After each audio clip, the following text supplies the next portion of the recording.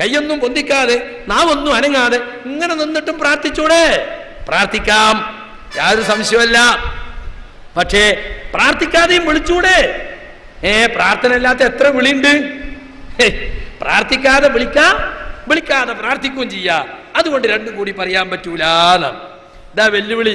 പക്ഷെ ഒരു കാര്യം മൂപ്പര് സമ്മതിച്ചു, ഇത് മുജാഹിദീങ്ങളെ ബുക്കിൽ മാത്രമല്ല കേട്ടോ, ഭൂമി മലയാളത്തിൽ ഇറങ്ങിയ എല്ലാ ഖുർആൻ പരിഭാഷയിലും അങ്ങനെയുള്ളത്. ഞങ്ങൾ ഇറക്കിയതല്ലല്ലോ അതൊന്നും. CNN പരിഭാഷ, കൂറ്റനാടിന്റെ പരിഭാഷ, TK-ന്റെ പരിഭാഷ, ബല്യകാലിന്റെ പരിഭാഷ, അദ്രമ മഖ്ദൂമിന്റെ പരിഭാഷ, കേവിന്റെ പരിഭാഷ, അതുപോലെ തന്നെ മുസ്തഫൽ വൈസിന്റെ പരിഭാഷ, മുട്ടാണിശ്ശേരിൽ കോയക്കുട്ടി മുസ്ലിയാരുടെ പരിഭാഷ. ഇനിയിപ്പോ റഹ്മത്തുള്ളാന്റെ മാത്രമേ നമ്മൾ നോക്കാൻ ബാക്കിയുള്ളൂ. അതിന് മുമ്പ് പറഞ്ഞ ഇയാള് എന്ത് ആ പരിഭാഷയിലൊക്കെ വിളിച്ചു പ്രാർത്ഥിക്കാന്നുള്ളത്. ഹൗ, അതിനെന്താ മൂപ്പര് ന്യായം എന്നറിയങ്ങള്? സമസ്തയുടെ ധാരാളം പ്രസിദ്ധീകരണങ്ങൾ AP, EK എല്ലാത്തിലും അതുണ്ട് എന്ന് പറഞ്ഞിട്ട് ഇയാൾ പറയാണ് ഇതൊക്കെ മുജാഹിദീങ്ങൾ കണ്ടുപിടിച്ചല്ല എന്ന് തെളിയലോ. അപ്പൊ മൂപ്പര് പറയാണ് ഇതൊക്കെ വഹാബികളുടെ വമ്പിച്ച സ്വാധീനത്തിന്റെ ഫലമായിട്ടുണ്ടായതാണ്. അപ്പൊ ഒരാൾ ഖുർആൻ പരിഭാഷ ചെയ്താൽ തീരുമാനിച്ച ഞങ്ങൾ വണ്ടി എടുത്തു പോകും, ഒരു നോട്ടും കെട്ട് കൊടുക്കും. ആദ്യം നിങ്ങൾ ദുആ എന്ന് വന്നോടത്തൊക്കെ വിളിച്ചു പ്രാർത്ഥിക്കാൻ അർത്ഥം കൊടുക്കണം. നിങ്ങൾക്ക് എത്രയാ വേണ്ട വയ്ക്കും, ഓനാണ് കൊടുക്കും. അപ്പൊ ഓൻ എല്ലായിടത്തും വിളിച്ച് പ്രാർത്ഥന. പിന്നെ അടുത്ത ആളെടുത്ത് പോകും. ഉളുപ്പുണ്ടോ മുസ്ലിയാരെ? ഇതൊക്കെ വഹാബികളെ സ്വാധീനാണ്. ഞങ്ങൾ 4 ആളോട് എന്താ ഞങ്ങളെ സ്വാധീനം? ഞങ്ങളാകെ കുറച്ചേ ഉള്ളൂ എന്നാ പറയാ. ഞങ്ങളെ സ്വാധീനം ഇവർക്കൊക്കെ ഉണ്ട് ഇൻഡയറക്റ്റ് ആയിട്ട്, അല്ലേ? ഖുർആൻ പരിഭാഷ എഴുതി 8 ആൾക്കും ഞങ്ങളെ സ്വാധീനം. എല്ലാവരും ദുആക്ക് വിളിച്ചു പ്രാർത്ഥിച്ചു എന്ന് എഴുതി. വാസ്തവത്തിൽ എന്താ സംഗതി എന്നറിയങ്ങള്? സംഗതി മനസ്സിലാക്കിക്കോളി മുസ്ലിയാർ കുട്ടികളെ. വിളിച്ചു എന്ന അർത്ഥത്തിൽ ഖുർആൻ ഉപയോഗിച്ച വാക്കാണ് നാദ. മനസ്സിലായില്ലേ? നാദ എന്ന ആ വാക്ക് പ്രാർത്ഥിച്ചു എന്ന അർത്ഥത്തിലും ഖുർആനില് പ്രയോഗിച്ചിട്ടുണ്ട്. അപ്പൊ നാദ എന്നുള്ള വാക്ക് വിളിച്ചു എന്ന അർത്ഥം, അതേ വാക്ക് പ്രാർത്ഥിച്ചു എന്ന അർത്ഥത്തിലുള്ള ദുആണ്ടല്ലോ ആ അർത്ഥത്തിൽ ഉപയോഗിച്ചിട്ടുണ്ട്, മാറി മാറി ഉപയോഗിച്ചിട്ടുണ്ട്. ചില ഉദാഹരണങ്ങൾ പറഞ്ഞുതരാം. വനാദാ നൂഹു ഇബ്നഹു, നൂഹ് നബി തന്റെ മകനെ വിളിച്ചു, അവിടെ വിളിച്ചു എന്ന അർത്ഥം നാദ. അതേ സമയത്ത് മകൻ കപ്പൽ കയറിയോ? കയറിയില്ല. അപ്പ നൂഹ് നബി അള്ളാനെ വിളിച്ചു. വനാദാ നൂഹുൻ റബ്ബഹു, നൂഹ് നബി തന്റെ റബ്ബിനെ വിളിച്ചു. അപ്പൊ നാദക്ക് അർത്ഥം എന്താ? പ്രാർത്ഥിച്ചു എന്നർത്ഥം. അതുപോലെ ദഅവത്ത് എന്നുള്ള വാക്ക് സുമ്മ ഇദാ ദഅഅകും ദഅവതൻ മിനൽ അർളി ഇദാ അൻതും തഖ്റുജൂൻ, പിന്നെ ഭൂമിയിൽ നിന്ന് അവൻ നിങ്ങളെ ഒരു വിളി വിളിച്ചാൽ നിങ്ങൾ അതാ ഖബറുകളിൽ നിന്ന് എഴുന്നേറ്റ് വരുന്നു. അവിടെ സാധാരണ വിളിയാണ്, പ്രാർത്ഥനയല്ല. ഇനി കണ്ടോ, വൈദാ സഅലക ഇബാദി അന്നി ഫഇന്നി ഖരീബ് ഉജീബു ദഅവതദ് ദാഇ. അവിടെ ദഅവത്തിന് എന്താ അർത്ഥം? പ്രാർത്ഥന എന്ന അർത്ഥം. എന്റെ അടിമകൾ എന്നെ കുറിച്ച് നിന്നോട് ചോദിച്ചാൽ അവരോട് പറഞ്ഞേക്കണം ഞാൻ അവർ സമീപസ്ഥനാണ്. പ്രാർത്ഥിക്കുന്നവന്റെ പ്രാർത്ഥനയ്ക്ക് ഞാൻ ഉത്തരം ചെയ്യും. ഇദാ ദഅാൻ, അവൻ എന്നോട് പ്രാർത്ഥിച്ചാൽ. ഇതുപോലെ തന്നെ സുഹൃത്തുക്കളെ, അള്ളാഹു നബിമാരെ വിളിച്ചതിനെ കുറിച്ച് ഖുർആനിൽ പറഞ്ഞിട്ടുണ്ട്. വനാദൈനാഹു അൻ യാ ഇബ്രാഹിം, ഇബ്രാഹിമേ എന്ന് നാം അദ്ദേഹത്തെ വിളിച്ചു. ആര് വിളിച്ചു? അല്ലാഹ്. അല്ലാഹ് ഇബ്രാഹിം നബിയോട് പ്രാർത്ഥിച്ചു എന്നാ അവിടെ നാദക്കർത്ഥം അല്ല. അതേ സമയത്ത് നബിമാർ ജനങ്ങളെ വിളിച്ചതോ അദ്ഉകും മിലൻ നജാതി വതദ്ഉനനി ഇലൻ നാർ, ഞാൻ നിങ്ങളെ രക്ഷയിലേക്ക് ക്ഷണിക്കുന്നു, നിങ്ങളാകട്ടെ എന്നെ വിളിക്കുന്നത് നരകത്തിലേക്കും. ഇനി അമ്പിയാക്കൾ അള്ളാഹിനോട് പ്രാർത്ഥിച്ചതിനെ പറ്റി നാദാന്ന് ഉപയോഗിച്ചേ. ഇതിനാദാ റബ്ബഹു നിദാഅൻ ഖഫിയ, സക്കരിയ നബി തന്റെ റബ്ബിനോട് പ്രാർത്ഥിച്ചു, രഹസ്യമായി പ്രാർത്ഥിച്ചു. അയ്യൂബ ഇതിനാദാ റബ്ബഹു, അയ്യൂബ് തന്റെ റബ്ബിനോട് ദുആ ചെയ്തു.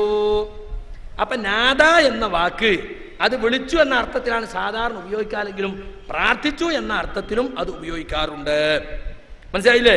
അപ്പൊ ദുആ, നിദാ, ദഅവത്ത് എന്നീ വാക്കുകളും അവയുടെ ധാതുക്കളും വിളിക്കുക, ക്ഷണിക്കുക, പ്രാർത്ഥിക്കുക എന്നീ അർത്ഥങ്ങളിൽ മാറി മാറി ഉപയോഗിക്കാറുണ്ട്.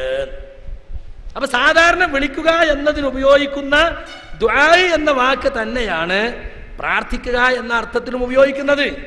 ഇങ്ങനെ ഉള്ളത് കൊണ്ടാണ് വിളി, പ്രാർത്ഥന രണ്ടും ചേർത്തുകൊണ്ട് പണ്ട് മുതൽക്കേ കേരളത്തിലെ മുസ്ലിം പണ്ഡിതന്മാർ പരിഭാഷപ്പെടുത്തിയപ്പോ വിളിച്ചു പ്രാർത്ഥിച്ചു എന്ന അർത്ഥം കൊടുത്തത്. അങ്ങനെയാണ് ആ പ്രയോഗം ഉണ്ടായത്. മാത്രല്ല, സാധാരണ മനുഷ്യന്മാരൊക്കെ പ്രാർത്ഥിക്കാറുള്ളത് മിക്കവാറും വിളിച്ചുകൊണ്ട് തന്നെ പ്രാർത്ഥിക്കുക. വിളിക്കാതെ പ്രാർത്ഥിക്കല്ല.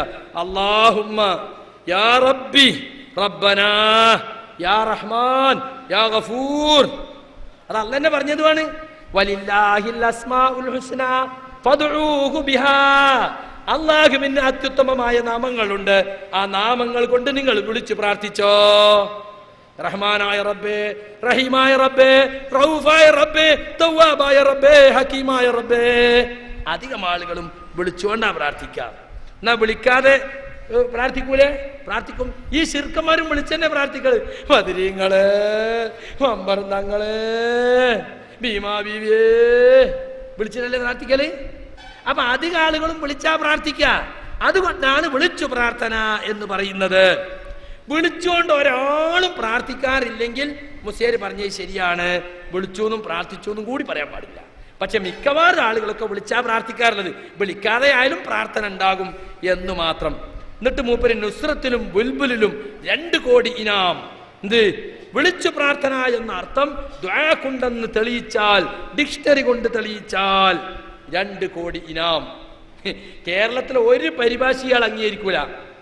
ഖുർആൻ പരിഭാഷ പാടില്ല എന്ന ഇയാളെ വാദം. ഒരാനക്കാരനോട് ചോദിച്ചു, എന്നാലും മുസ്ലിയാരെ ഇതിൽ എന്താ സാധനം നമുക്ക് തിരിയണ്ടേ? തിരിയേണ്ട ആവശ്യമില്ല, ഓതിയാ മാത്രം മതി. ഖുർആൻ പരിഭാഷ കേരളത്തിൽ ഒരു ഖുർആൻ പരിഭാഷ അംഗീകരിക്കാത്ത ഇയാള് അറബി മലയാളം ഡിക്ഷണറി അംഗീകരിക്കുവോ? അപ്പൊ മലയാളത്തിൽ പ്രാർത്ഥനക്ക് അല്ല വിളിച്ചു പ്രാർത്ഥന എന്ന് അർത്ഥം ഉണ്ടാകണമെങ്കിൽ മലയാളം ഡിക്ഷണറി വേണ്ടേ?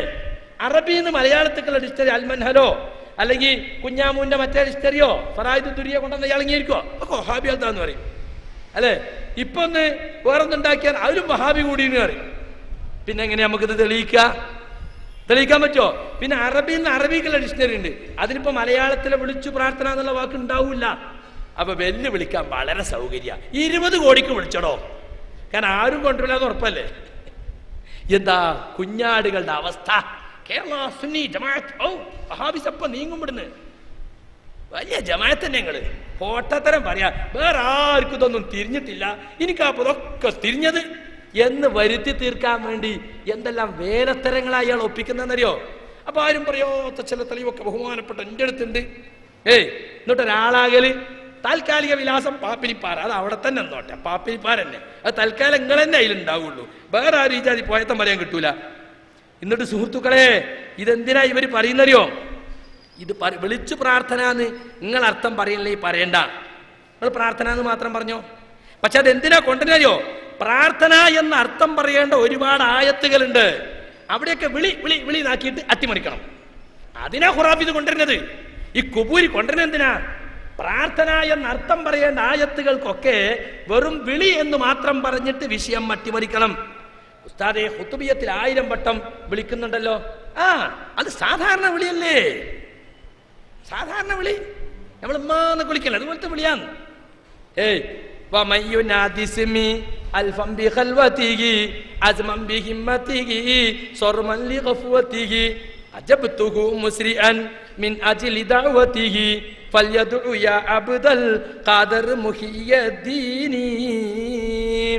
ആരെങ്കിലും 1000 വട്ടം ഒറ്റക്കിരുന്നിട്ട് ഉറക്കമൊഴിച്ചിട്ട് അവന്റെ നീയത്ത് മനസ്സിൽ ഉറപ്പിച്ചിട്ട് എന്നെ 1000 വട്ടം വിളിച്ചാൽ ഞാൻ പെട്ടെന്ന് ഉത്തരം ചെയ്യും. മിൻ അജ്ലി ദഅവതിഹി, അവന്റെ പ്രാർത്ഥന കാരണമായിട്ട്. വെറും വിളിയല്ല. കുത്തുബിയത്തിന് കോയമ്പത്തിരി ഉണ്ടാക്കിയത് തിന്നാൻ വരും ജീലാനിയെ എന്നാ വിളിക്കണേ? അല്ല, കുത്തുബിയത്തിന്റെ സദസ്സില് ജീലാനി ഹാജരാകണം. ഹാജരായിട്ട് ജീലാനി തരീഖത്തിൽ വീട്ടുകാരന് മെമ്പർഷിപ്പ് കൊടുക്കണം. യാ സയ്യിദ് ഹുദുറിനി യാ മുഹിയദ്ദീനി, എന്റെ യജമാനരായ മുഹിയദ്ദീൻ ശൈഖേ ഈ സദസ്സിൽ ഹാജരായാലും. അതിനാ വിളിക്കണത്. അത് പ്രാർത്ഥന തന്നെയാണ്. നൂറ്റാണ്ടുകൾക്ക് മുമ്പ് മരിച്ചുപോയ മുഹിയദ്ദീൻ ശൈഖിനെ പ്രാർത്ഥനയിലൂടെ ഹാജരാക്കാൻ സാധിക്കുമെന്ന ശിർക്കൻ വിശ്വാസത്തിന്റെ അടിസ്ഥാനത്തിലാണ്, അല്ലാതെ ഖുത്ബിയത്തിലെ സദ്യ ഉണ്ണാൻ വേണ്ടി വിളിക്കണതല്ല. അതുകൾ മനസ്സിലാക്കിക്കോളിയും. അതുകൊണ്ട് സുഹൃത്തുക്കളെ, ഈ രൂപത്തിലുള്ള പൊട്ടപ്പോയത്തങ്ങളാണ് ഇയാൾ ഇവിടെ വന്ന് തട്ടിവിട്ടിട്ടുള്ളത് എന്ന് ഈ നാട്ടിലെ മുസ്ലിമീങ്ങൾ മനസ്സിലാക്കാൻ വേണ്ടിയാണ് ഞങ്ങളത് ഓർമ്മപ്പെടുത്തിയത്. ഇനി ഇയാളുടെ മറ്റൊരു വലിയ വാദം എന്താണെന്നറിയങ്ങള്? ശിർക്കാരോപണത്തെ നേരിടാൻ വേണ്ടി ഇവയാൾ കണ്ടുപിടിച്ച പുതിയൊരു വാദം, ഖിയാമത്ത് നാൾ വരെ മുസ്ലിമീങ്ങളിൽ ശിർക്ക് വരില്ല എന്നാണ്. മുസ്ലിമീങ്ങൾ ശിർക്കിനെ പേടിക്കേണ്ടതില്ല, അപ്പൊ മുസ്ലിമീങ്ങൾക്കിടയിൽ വ്യഭിചാരം വരുമോ? മുസ്ലിമീങ്ങൾക്കിടയിൽ മോഷണം വരുമോ? പലിശ വരുമോ? മനുഷ്യവധം വരുമോ? അതുപോലെ വ്യഭിചാര ആരോപണം പറയൽ വരുമോ? ഗീബത്ത് വരുമോ? നമീമത്ത് വരുമോ? അല്ല കുറ്റങ്ങളുണ്ടല്ലോ, അതിനൊക്കെ പേടിക്കണം. ശിർക്കിനെ പേടിക്കേണ്ടതില്ല. നല്ല സുന്നി ജമാഅത്താ. വൻ പാപങ്ങളെ കൂട്ടത്തിൽ ഒന്നാമതായി അല്ലാഹു സുബ്ഹാനഹു വ തആല എണ്ണി പറഞ്ഞത് ഏതാ? ഇജ്തനിബു സബ്അൽ മൂബിഖാത്ത്, നാശകരങ്ങളായ 7 പാപങ്ങളെ നിങ്ങൾ പാടവർജിക്കണം എന്ന് പറഞ്ഞിട്ട് ഒന്നാമത് എണ്ണിയത് ഏതാ? അശ്ശിർക്കു ബില്ലാഹ്, അല്ലാഹുവിൽ പങ്കു ചേർക്കൽ അല്ലേ? എന്നിട്ട് ഇയാള് ഹദീസിനെ അട്ടിമറിച്ചിരിക്കുക. നജീബ് മൗലവി മുസ്ലിയാർ എന്ന് പറയാൻ തന്നെ ഇയാൾക്ക് മടിയാ. ഞാൻ വേറെയല്ലേ, എല്ലാവരും APEക്ക് ഒക്കെ മുസ്ലിയാ, ഞാൻ മൗലവി. പുതിയ ആളാ ആയിക്കോട്ടെ. എന്താ മൗലവി പറയണത്? ഈ പുസ്തകം ഇറക്കിക്കുന്നത് അതും പാപ്പിനിപ്പാറ, വേറെ എവിടെ ഉള്ള സാധനം, ദാറുസുന്ന ഇസ്ലാമിക കേന്ദ്രം പാപ്പിനിപ്പാറ മഞ്ചേരി. അതിന്റെ ഡയറക്ടർ IPS എഴുതിനോട്ടോളൂ. ലോകത്ത് ഏകദൈവ വിശ്വാസത്തിൽ അടിയുറച്ച് നിലകൊള്ളുന്ന വലിയ ഒരു സമുദായമാണ് തിരുനബി സല്ലല്ലാഹു അലൈഹി വസല്ലമയുടെ ഉമ്മത്ത്. അടിയുറച്ച് നിലകൊള്ളേണ്ടെന്ന് പറഞ്ഞാൽ മതി, കൊള്ളുന്നെന്ന് പറയണ്ട. വരാനിരിക്കുന്ന അപകടങ്ങളെ കുറിച്ചെല്ലാം ഈ ഉമ്മത്തിനെ താക്കീത് ചെയ്ത തിരുനബി സല്ലല്ലാഹു അലൈഹി വസല്ലം തന്റെ സമുദായം ശിർക്കിൽ അകപ്പെടുമെന്ന് ആശങ്കപ്പെടുന്നേയില്ലെന്ന് ആണയിട്ട് പ്രഖ്യാപിച്ചുകൊണ്ടാണ് ഇവിടെ പറഞ്ഞത്. എങ്ങനെയുണ്ട്? അത് IPS ഡയറക്ടർ വക. ഇനി നജീബ് മുസ്ലിയാരെ വക കേട്ടോളി. ആമുഖം: എന്റെ സമുദായം നിങ്ങൾ ശിർക്കിലകപ്പെടുമെന്ന് അള്ളാഹുവാണ്, ഞാൻ ഭയപ്പെടുന്നില്ല. അത് ഇതിന്റെ അർത്ഥ എന്റെ സമുദായം കൊട്ടേഷനിൽ കൊടുക്കണത്. എന്നാൽ നിങ്ങൾക്കു നേരെ ഭൗതികാഡംബരങ്ങൾ വിരുദ്ധപ്പെടുന്നതും അതിൽ നിങ്ങൾ മത്സരിക്കുന്നതുമാണ് എന്റെ ആശങ്ക. അത് ഇത് കഴിഞ്ഞോട്ടോ. തിരുനബി സല്ലല്ലാഹു അലൈഹി വസല്ലമയുടെ അവസാനത്തെ വിടവാങ്ങൽ പ്രസംഗത്തിലെ വാക്കാണിത്. ബുഖാരി. ഈ പ്രസംഗം കേൾക്കുന്ന ഏതെങ്കിലും ഒരു ആന സുന്നി ഉണ്ടെങ്കിൽ ഈ പ്രസംഗം കഴിയുന്നതിന് മുമ്പ് ബുഖാരിയിലെ ഹദീത്ത് ഒന്ന് കൊണ്ടുവരണം. ഞങ്ങൾ വെല്ലുവിളിക്കുന്നു. എവിടെ? ഞങ്ങൾ മാതാപുരത്ത് പലവട്ടം വെല്ലുവിളിച്ചു, അനക്കമില്ല. ബുഖാരിയിൽ ഇങ്ങനെ ഹദീത്തുകൾ കൊണ്ടുവരണം. എന്റെ സമുദായം, ഹദീസിന്റെ തുടക്കതാണ്, എന്റെ സമുദായം നിങ്ങൾ ശിർക്കിലകപ്പെടുമെന്ന് അള്ളാഹുവാണ്, ഞാൻ ഭയപ്പെടുന്നില്ല. അത് ഹജ്ജത്തുൽ വിദായിലെ പ്രസംഗത്ത് പറഞ്ഞു ബുഖാരിയിലുണ്ട്. അതുകൊണ്ട് ഈ പ്രസംഗം കേൾക്കുന്ന ഏതാന സുന്നി, പാപ്പിനിപ്പാറ എന്ന് പറയുന്നത് ഇവിടെ അടുത്ത സ്ഥലമാണല്ലോ അല്ലേ, ആനസുന്നികളുടെ മക്ക എന്ന് പറഞ്ഞ സ്ഥലമാണല്ലോ, കൊണ്ടുവരട്ടെ. ഇതാ ഈ ബുക്കിലുള്ളത്. ഞങ്ങൾ ഒരുപാട് കാലമായി വെല്ലുവിളിക്കുന്നു. ഇതുവരെ അങ്ങനെ ഹദീസ് കൊണ്ടുവരാൻ അവർക്ക് സാധിച്ചിട്ടില്ല. വാസ്തവത്തിൽ എന്താ സുഹൃത്തുക്കളെ സംഗതി എന്നറിയോ? നിങ്ങൾ മനസ്സിലാക്കിക്കോളീം. നബി സല്ലല്ലാഹു അലൈഹി വസല്ലമ ഒരിക്കൽ ഉഹദിൽ മരിച്ചവർക്ക് വേണ്ടി മയ്യത്ത് നമസ്കരിച്ച ശേഷം മിമ്പറിൽ കയറി പറഞ്ഞ കാര്യങ്ങൾ ഇങ്ങനെ എടുത്തു പറയുന്ന കൂട്ടത്തിൽ ബുഖാരിയിൽ പറഞ്ഞു, വ ഇന്നി വല്ലാഹി മാ അഖാഫു ബഅദി അൻ തുശ്രികു, അല്ലാഹുവാണ് എനിക്കു ശേഷം നിങ്ങൾ ശിർക്കിലകപ്പെടുമെന്ന് ഞാൻ ഭയപ്പെടുന്നില്ല. വലാകിൻ അഖാഫു അൻ തനാഫസു ഫിഹാ, ദുനിയാവിൽ നിങ്ങൾ കിടമത്സരം നടത്തും എന്നാണ് ഞാൻ ഭയപ്പെടുന്നത്. ബുഖാരി 3596 നമ്പർ ഹദീസ്. ഇതിനെ വിശദീകരിച്ചുകൊണ്ട് അസ്കലാനി പറയുന്നു, ഫീഹി ഇൻദാറു ബിമാ സയഖഉ, വരാനിരിക്കുന്ന കാര്യങ്ങളെ കുറിച്ചുള്ള മുന്നറിയിപ്പുണ്ട് ഈ ഹദീസിൽ. റസൂലുള്ളാഹി പറഞ്ഞതുപോലെ തന്നെ സംഭവിക്കുകയും ചെയ്തു. എന്താ പറഞ്ഞത്? വഅന്ന അസ്ഹാബഹു ലാ യുശ്രികൂന, നബി സല്ലല്ലാഹു അലൈഹി വസല്ലം സഹാബികൾ ശിർക്കിലകപ്പെടുകയില്ല. ബഅദഹു, നബിക്ക് ശേഷം. ഫകാന കദാലിക്, അത് അപ്രകാരം തന്നെ സംഭവിച്ചു. വബഖഅ മാ അൻദറ ബിഹി മിനത് തനാഫുസ് ഫി ദുനിയ, ഭൗതിക കാര്യങ്ങളിലുള്ള കിടമത്സരം അതിനെ സംബന്ധിച്ച് നബി താക്കീത് ചെയ്തല്ലോ, അതും സംഭവിച്ചു. ഭരണത്തിന് വേണ്ടിയുള്ള കിടമത്സരങ്ങൾ അവർക്കിടയിലുണ്ടായി, ജമൽ സിഫീൻ യുദ്ധം ഉണ്ടായി, പക്ഷേ സഹാബികൾക്കിടയിൽ ശിർക്കുണ്ടായില്ല. അപ്പൊ ഇത് സഹാബികൾക്ക് മാത്രം ബാധകമായ ഒരു കാര്യമായിട്ടാണ് ആര് പറഞ്ഞിട്ടുള്ളത്? അസ്കലാനി വിശദീകരിച്ചിട്ടുള്ളത്. പക്ഷേ ബുഖാരി തന്നെ 10344 നമ്പറിൽ കിതാബുൽ ജനായിസ് എന്ന അധ്യായത്തിലും ഈ ഹദീസ് ഉദ്ധരിച്ചിട്ടുണ്ട്. അവിടെ അസ്കലാനി വിശദീകരിക്കുന്നത് സഹാബികൾക്ക് മാത്രമല്ല മൊത്തം സമുദായത്തിന് ബാധകമാണെന്ന സൂചന അതിലുണ്ട്. ഞങ്ങൾ മറച്ചു വെക്കുന്നില്ല. അതിലെന്താ പറഞ്ഞത്? മാ ഖാഫു അലൈക്കും അൻ തുശ്രികു ഐ അലാ മജ്മുഇകും, നിങ്ങൾ ശിർക്കിലകപ്പെടുമെന്ന് ഞാൻ ഭയപ്പെടുന്നില്ല എന്ന് പറഞ്ഞാൽ ഉമ്മത്താണ് ഉദ്ദേശമെങ്കിൽ തന്നെ നിങ്ങൾ മുഴുവനായും നിങ്ങൾ ഒന്നാകെ ശിർക്കിലകപ്പെടും എന്ന് ഞാൻ ഭയപ്പെടുന്നില്ല. ലിഅന്നദാലിക, കാരണം ആ ശിർക്ക് ഖദ് വഖഅ മിനൽ ബഅദി, മുസ്ലിം സമുദായത്തിൽ കുറച്ചാളുകളിൽ നിന്ന് അത് ഉണ്ടായിട്ടുണ്ടല്ലോ. അപ്പൊ സമുദായം ഒന്നാകെ ശിർക്കിലകപ്പെടും എന്ന് ഞാൻ ഭയപ്പെടുന്നില്ല എന്നർത്ഥം. സമുദായത്തിൽ തീരെ ശിർക്കുണ്ടാവില്ല എന്നാണ്, ശിർക്കിനെ പറ്റി ആശങ്കപ്പെടേണ്ടതേ ഇല്ലെന്നാണ് ഈ മുസ്ലിയാക്കന്മാരിപ്പോൾ കൊണ്ടുപിടിച്ച് ശ്രമിച്ച് പ്രചരിപ്പിച്ചു കൊണ്ടിരിക്കുന്നത്. പേരോട് മുസ്ലിയാർ പോലും ഈ ഹദീസിന് അർത്ഥം പറഞ്ഞപ്പോ ഈ നിലക്ക് അർത്ഥം പറഞ്ഞ് ഓല് ഉദ്ദേശിക്കണത് തന്നെ സാധാരണക്കാരെ തെറ്റിദ്ധരിപ്പിക്കണേ. രണ്ടു കൂട്ടർ ഉദ്ദേശിക്കുന്നത് എന്താ? ഇവിടെ ശിർക്ക് വരില്ല എന്ന് റസൂൽ പറഞ്ഞിട്ടുണ്ട്, അവിടെ അതിനെപ്പറ്റി നമ്മൾ എന്നൊന്നും ശിർക്കല്ല. പേരോട് മുസ്ലിയാരാ പറയുന്ന വാചകം ഒന്ന് കേട്ടോളൂ. സുബ്ഹാനല്ലാഹ്, ഔലിയാക്കളെ മക്ബറെ പോയി ഫാത്തി ഓതിയിട്ട് അതൊക്കെ ശിർക്കായി പോകുന്നുള്ള പേടിയാ ചിലർക്ക്. അള്ളാന്റെ റസൂൽ പറയാ ഈ സമുദായം ഒന്നായിട്ട് ശിർക്കി പോകുന്നുള്ള പേടി തന്നെ എനിക്കില്ലട്ടോ. ബുഖാരിയിലെ ഹദീസാ, ഇല്ല എന്ന് പറയാൻ കഴിയോ? ബുഖാരിന്റെ കയ്യിലുണ്ട്, ഞാൻ കൊണ്ടുവന്നിട്ടുണ്ട്. അങ്ങനെ നിങ്ങൾ ശിർക്ക് പോകുന്ന എനിക്ക് പേടിയില്ല. ഒറ്റപ്പെട്ട ആരെങ്കിലും എവിടുന്നെങ്കിലും തെറ്റ് ചെയ്യുകയില്ലെന്നോ ശിർക്ക് ചെയ്യില്ലെന്നോ ഈ പറഞ്ഞതിന് അർത്ഥമില്ല. വ്യാപകമായി ഈ സമുദായം ശിർക്കിലകപ്പെടൂല. അപ്പൊ തെറ്റിദ്ധരിപ്പിക്കാൻ ശ്രമിക്കണ രണ്ടാളും ഒന്ന് തന്നെയാണ്. സമുദായം ശിർക്കിലകപ്പെടൂലാണ്. പക്ഷെ നിങ്ങൾ ഒന്നായി ശിർക്ക് പോകുന്ന എനിക്ക് വയല്ലാന്ന് മൂപ്പര് അലാ മജ്മുഇക്കും എന്ന് അസ്കലാനി പറഞ്ഞതുപോലെ ഉൾക്കൊണ്ടുകൊണ്ടാ പറഞ്ഞത്. നിങ്ങൾ ഒന്നാകെ ശിർക്ക് പോകൂല, എനിക്കല്ല ഒറ്റയും തെറ്റിയൊക്കെ എവിടെയൊക്കെ പോകുന്നതാണ്. ഞങ്ങൾ പറഞ്ഞതിന്റെ എണ്ണ എത്രയെന്നുള്ളതല്ല, സമുദായത്തിൽ ശിർക്ക് വരുമോ വരൂലേ? റസൂലുള്ളാഹി സ്വല്ലല്ലാഹി അലൈഹി വസല്ലം പറഞ്ഞു, ലതത്തബിഉന്ന സനന മൻ കാന ഖബ്ലകും ശിബ്റൻ ബിശിബ്രിൻ വദിറാഅൻ ബിദിറാഇൻ. നിങ്ങൾക്ക് മുമ്പുള്ളവരെ നടപടിക്രമങ്ങളെ ചാണിന് ചാണെന്നോണം മുഴത്തിന് മുഴമെന്നോണം നിങ്ങൾ പിൻപറ്റുക തന്നെ ചെയ്യും. ഹത്താലു ദഖലു ജുഹറ ലുബ്ബിൻ ലതബിഅതുമൂഹു. അവർ ഉടുമ്പിൻ മാളത്തിൽ കടന്നാൽ നിങ്ങളും കണ്ണും പൂട്ടി അവർ അനുകരിക്കുന്നതാണ്. അപ്പൊ സഹാബികൾ ചോദിച്ചു, ഞങ്ങൾക്ക് മുമ്പുള്ളവരെന്നത് കൊണ്ട് നബിയെ നിങ്ങൾ ഉദ്ദേശിക്കുന്നത് ആരെയാണ്? ജൂത ക്രിസ്ത്യാനികളെയാണോ? അപ്പൊ റസൂലുള്ളാഹി സ്വല്ലല്ലാഹു അലൈഹി വസല്ലം തിരിച്ചു ചോദിച്ചു, ഫമൻ, അല്ലാതെ മറ്റാരെയാണ്? അപ്പൊ ജൂതന്മാരെയും ക്രിസ്ത്യാനികളെയും ചീത്ത നടപടിക്രമങ്ങൾ അത് മുസ്ലിമീങ്ങൾ പിൻപറ്റും. അവർക്ക് പറ്റിയ തെറ്റെന്തായിരുന്നു? അവർ പ്രവാചകന്മാരെ സ്നേഹിക്കുന്നതിൽ അതിര് കവിഞ്ഞു. അങ്ങനെ ഈസാ നബിയെ ദൈവപുത്രനാക്കി ക്രിസ്ത്യാനികൾ, ഉസൈർ നബിയെ ദൈവപുത്രനാക്കി യഹൂദികൾ. ആ തെറ്റ് ഒരർത്ഥത്തിലല്ലെങ്കിൽ മറ്റൊരർത്ഥത്തിൽ മുസ്ലിം സമുദായത്തിലും വന്നില്ലേ? അതുകൊണ്ടല്ലേ പുണ്യ റസൂല് നമ്മോട് പറഞ്ഞത്, ലാ തുത്രൂനി കമാ അത്രത്തിൻ നസാറ ഈസ ഇബ്നു മറിയം.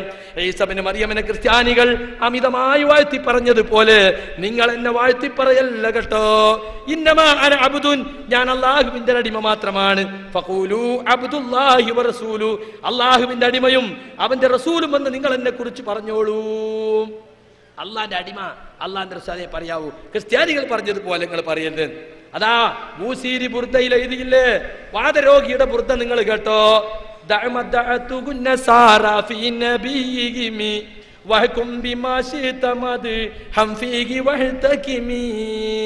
നസാറാക്കൾ അവരെ നബിയെ കുറിച്ച് പറഞ്ഞ വാക്ക് ഇബ്നുല്ല എന്ന വാക്ക് നീ ഒഴിവാക്കിക്കളാ. അതല്ലാത്ത മദ്ഹ് എന്ത് വേണമെങ്കിലും എത്ര വേണമെങ്കിലും നീ പറഞ്ഞോ. ലൈസൻസ് കൊടുക്ക. നബിനെ സംബന്ധിച്ച് ഒരിക്കലും തന്നെ ദൈവപുത്രൻ എന്ന് പറയരുത്. ദൈവം തന്നെ പറഞ്ഞ പിന്നെ പുത്രൻ എന്ന് പറയേണ്ട ആവശ്യമില്ലല്ലോ. മീമറ്റ അഹ്മദും ഞാനെന്ന് ചൊന്നോവർ, വീണ്ടും അയിനറ്റ അറബി ഞാനെന്നോവർ. മീമറ്റ അഹമ്മദ്, അഹമ്മദിലെ മീമ് പോയ അഹദാണ് ഞാൻ. അറബി എന്നെഴുതി അയിന് മാച്ച റബ്ബാണ് ഞാൻ. ഞാൻ അഹദാണ്, ഞാൻ റബ്ബാണെന്ന് റസൂലുള്ളാഹി സ്വല്ലല്ലാഹു അലൈഹി വസല്ലം പറഞ്ഞു. അത്രേ ദൈവം തന്നെ ആയില്ലേ, പിന്നെന്തിനാ ദൈവം ഉത്തരാക്കണേ? മാത്രല്ല ശറഫലനാമിൽ കണ്ടോ, അബ്ദുകൽ മിസ്കീനു യർജു ഫളലകൽ ജമ്മൽ ഗഫീറു ഫീക ഖദ് അഹസൻതു ലന്നി യാ ബശീറു യാ നദീറു. ബശീറുൻ നദീറുമായ സന്തോഷവാർത്ത മുന്നറിയിപ്പ് നൽകുന്നവരുമായ നബിയെ, അബ്ദുക നിങ്ങളുടെ അടിമ. അപ്പൊ റസൂലാരായി? റബ്ബായി. നിങ്ങളുടെ ഈ പാപപ്പെട്ട അടിമ അങ്ങയുടെ കനിവും കൃപയും ആഗ്രഹിക്കുന്നു ധാരാളമായി. ഞങ്ങളെക്കുറിച്ചുള്ള എന്റെ വിശ്വാസം ഞാൻ നന്നാക്കിയിട്ടുണ്ട്. ബശീറുൻ നദീറുമായ നബിയെ, ഫഅഗീത്നി വഅജിർനി യാ മുജീറു മിനസ്സഈരി യാ ഗിയാതി യാ മലാദി ഫീ മുലിമാതിൽ ഉമൂരി. അതുകൊണ്ട് നബിയെ നിങ്ങൾ എന്നെ സഹായിക്കണം, നിങ്ങൾ എന്നെ രക്ഷപ്പെടുത്തണം. പ്രയാസകരമായ കാര്യങ്ങളിൽ എന്റെ സഹായമേ, എന്റെ അഭയ കേന്ദ്രമേ. അപ്പൊ റസൂൽ അള്ളാഹിന്റെ സ്ഥാനത്തേക്ക് ഉയർത്തി. അള്ളാഹിനോട് ചോദിക്കേണ്ട കാര്യം നരകത്തിൽ നിന്നുള്ള രക്ഷ, ആപത്തുകളുടെ സഹായം റസൂലിനോട് ചോദിച്ചു. അപ്പൊ ജൂത ക്രിസ്ത്യാനികൾക്ക് സംഭവിച്ച ശിർക്ക് നമ്മളിൽ സംഭവിച്ചില്ലേ? സംഭവിച്ചില്ലേ? ജന്മദിനാഘോഷത്തോടനുബന്ധിച്ച് ഒരു മുഹമ്മദ് മുസ്തഫയെ നീല പാന്റും വെള്ള കുപ്പായും ക്രോസ് ബെൽറ്റും ഹാറ്റും വെച്ചിട്ട് കുന്തര വണ്ടിയിൽ കയറ്റി നിർത്തി മീലാദ് ജാഥയ്ക്ക് മുമ്പിൽ. മണ്ണാർക്കാടിനടുത്ത ചെങ്ങലീരിയിൽ. എന്നിട്ട് ജാഥ ഇങ്ങനെ മുന്നോട്ട് പോകുമ്പോ യാ നബി സലാം അലൈക്കും, യാ റസൂൽ സലാം അലൈക്കും, എന്റെ നേരെ. അപ്പൊ മുഹമ്മദ് മുസ്തഫ അങ്ങനെ ഞാൻ തന്നെയാണ് അതെന്നുള്ളത് കണ്ടോ. ജൂതനെയും ക്രിസ്ത്യാനിയും പിൻപറ്റിയതല്ലേ അത്. ജൂതന്മാരും ക്രിസ്ത്യാനികളും അവരെ ക്രിസ്മസ് ആഘോഷം, ക്രിസ്ത്യാനികളെ ക്രിസ്മസ് ആഘോഷം ഡിസംബർ 25. അത് പാട്ട് കുർബാന തുടങ്ങൽ രാത്രി 12 മണിക്കാണ്. എന്താണ് അച്ചായോ അങ്ങനെയെന്ന് ചോദിച്ചാൽ അച്ഛന്റെ മറുപടി, അപ്പോഴാണ് ക്രിസ്തുവിനെ പുൽക്കൂട്ടിൽ ജനിച്ചത്, ക്രിസ്തു പുൽക്കൂട്ടിൽ ജനിച്ചു വീണത് അപ്പോഴാണ്. ഇതാ മുസ്ലിയാക്കന്മാർ ഇപ്പൊ സുബൈന്റെ തൊട്ട് മുമ്പതാ മൗലൂദ് ചൊല്ലുന്നു. ചോദിച്ചാ പറയും അല്ലാഹുവിന്റെ റസൂലിനെ പ്രസവിച്ച കൃത്യ ടൈം അതാണ്. പറഞ്ഞിട്ടത് ബനാ പേരിച്ച് പണിയെടുത്ത് നോക്കിങ്ങള്. ക്രിസ്ത്യാനികൾ അനുകരിച്ച് എവിടെ എത്തി? അപ്പൊ ജൂതന്മാർക്കും ക്രിസ്ത്യാനികൾക്കും ഉണ്ടായ ശിർക്ക് ഈ സമുദായത്തിൽ ഉണ്ടാകുമെന്ന് റസൂലുള്ളാഹി പറഞ്ഞിട്ടുണ്ട്. മാത്രല്ല ഇമാം അബൂ ദാവൂദ് തന്റെ സുനനിൽ കിതാബുൽ ഫിതൻ എന്ന അധ്യായത്തിൽ 4252 നമ്പറായ ഹദീസ് ഉദ്ധരിക്കുന്നു. ലാ തഖൂമു സ്സാഅ ഹത്താ തൽഹഖ ഖബായിലു മിൻ ഉമ്മത്തി ബിൽ മുശ്രിക്കീന. എന്റെ സമുദായത്തിൽ കുറെ ആളുകൾ മുശ്രിക്കുകളോട് ചേരുന്നത് വരെ അന്ത്യസമയം സംഭവിക്കുന്നതല്ല. എന്റെ സമുദായത്തിൽ ധാരാളം വിഭാഗങ്ങൾ ബിംബങ്ങൾ ആരാധിക്കുന്നത് വരെ അന്ത്യസമയം സംഭവിക്കുന്നതല്ല. അപ്പൊ സമുദായത്തിൽ ശിർക്കൻ ആചാരങ്ങളും ശിർക്കൻ വിശ്വാസങ്ങളോടും ചേർന്ന് നിൽക്കുന്നവരുണ്ടാകും. ഈ സമുദായത്തിൽ ബിംബാരാധന വരെ ഉണ്ടാകും. വേണ്ട, നിങ്ങൾ നോക്ക്, റസൂലുള്ളാഹി മരിക്കാൻ സമയത്ത് ആയിഷമ്മ ബീവിന്റെ ആ മാറിൽ തല വെച്ചുകൊണ്ട് ആവർത്തിച്ച് ഉമ്മത്തിനോട് നൽകിയ വസിയത്തും താക്കീതും എന്താണ്? ലഅനത്തുല്ലാഹി അലൽ യഹൂദി വന്നസാറ ഇത്തഖദൂ ഖുബൂറ അംബിയാഹിം മസാജിദ. ജൂത ക്രിസ്ത്യാനികളുടെ മേൽ അല്ലാഹുവിന്റെ ശാപം ഉണ്ടാകട്ടെ, അവരവരെ പ്രവാചകന്മാരെ ഖബറുകളെ ആരാധനാ കേന്ദ്രങ്ങളാക്കി. ആയിഷ റളിയല്ലാഹു അൻഹ പറയുന്നു, യുഹദ്ദിറു മിസ്ലല്ലദീ സനഉ, അവർ പ്രവർത്തിച്ചതുപോലെ ജൂതനും ക്രിസ്ത്യാനിയും പ്രവർത്തിച്ചതുപോലെ തന്റെ ഉമ്മത്തും പ്രവർത്തിക്കുമെന്നതിനാൽ അല്ലാഹുവിന്റെ റസൂൽ മുന്നറിയിപ്പ് നൽകുകയായിരുന്നു. ആ വാക്കുകൊണ്ട് ഉദ്ദേശതാണ്, അല്ലാതെ ജൂതന്മാരെ ശപിച്ച് അരിശം തീർക്കലല്ല. തന്റെ ഉമ്മത്ത് ആ അവസ്ഥയിലേക്ക് പോകാതിരിക്കാൻ വേണ്ടി അന്തിമ വസിയത്ത് നൽകുകയായിരുന്നു. ആ പേടി ഇല്ലായിരുന്നുവെങ്കിൽ, ആളുകൾ ആരാധനാ കേന്ദ്രമാക്കുമോ എന്ന പേടി ഇല്ലായിരുന്നുവെങ്കിൽ റസൂലുള്ളാഹിന്റെ ഖബറ് വെളിയിൽ എവിടെയെങ്കിലും ആക്കുമായിരുന്നു. പൊതുസ്ഥലത്താക്കാതെ ആയിഷമ്മ ബീവിന്റെ പ്രൈവറ്റ് റൂമിൽ റസൂലുള്ളാഹിന്റെ ഖബറാക്കിയതിന്റെ ഒരു കാരണം ജൂത ക്രിസ്ത്യാനികളെ പോലെ ആരാധനാ കേന്ദ്രമാക്കി കളയുമോ എന്ന പേടിയായിരുന്നുവെന്ന് ആയിഷ റളിയല്ലാഹു അൻഹ പറയുന്നു. അപ്പൊ ശിർക്കിനെ പേടിക്കണ്ടെന്നാണോ? ശിർക്കിനെ പേടിക്കണം എന്നാണ് ഉമ്മഹാത്തുൽ മുഅ്മിനീൻപ്പെട്ട ആയിഷ റളിയല്ലാഹു അൻഹ പഠിപ്പിക്കുന്നത്. ഇനി നിങ്ങൾ നോക്ക്, പരിശുദ്ധ ഖുർആനിൽ അല്ലദീന ആമനൂ വലം യൽബിസു ഈമാനഹും ബിദുൽമിൻ, വിശ്വസിക്കുകയും വിശ്വാസത്തിൽ അക്രമം കലർത്താതിരിക്കുകയും ചെയ്തവരാരോ ഉലൈക ലഹുമുൽ അംൻ, അവർക്കാകുന്നു നിർഭയത്വം, വഹും മുഹ്തദൂൻ, അവരാകുന്നു സന്മാർഗം പ്രാപിച്ചവർ. ഇവിടെ ദുൽമ് എന്ന എന്താ ഉദ്ദേശം? സഹാബികൾ നബിയോട് ചോദിച്ചു, എന്തെങ്കിലും ഒരു ചെറിയ അക്രമം ചെയ്യാത്തവർ ആരാണ് നബിയെ ഞങ്ങളെ കൂട്ടത്തിലുള്ളത്?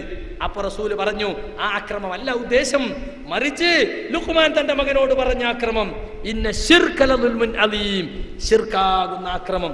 അപ്പൊ വിശ്വാസത്തിൽ ശിർക്ക് കലരാതിരുന്നാലേ യഥാർത്ഥത്തിൽ സന്മാർഗം പ്രാപിക്കുകയുള്ളൂ. എത്ര ആയത്തുകൾ ഓതാൻ സമയമില്ല, ഞാൻ അവസാനിപ്പിക്കുകയാണ്. അപ്പൊ സുഹൃത്തുക്കളെ, ശിർക്കിനെ ഭയപ്പെടേണ്ടതില്ലെന്നോ ഖിയാമത്ത് നാൾ വരെ മുസ്ലിം സമുദായത്തിൽ ശിർക്ക് വരികയില്ലെന്നോ അല്ലാഹുവിന്റെ റസൂല് പറഞ്ഞിട്ടില്ല. അത് മുസ്ലിയാക്കന്മാര് തെറ്റിദ്ധരിപ്പിച്ചതാണ് എന്ന് നിങ്ങൾ മനസ്സിലായിക്കോ.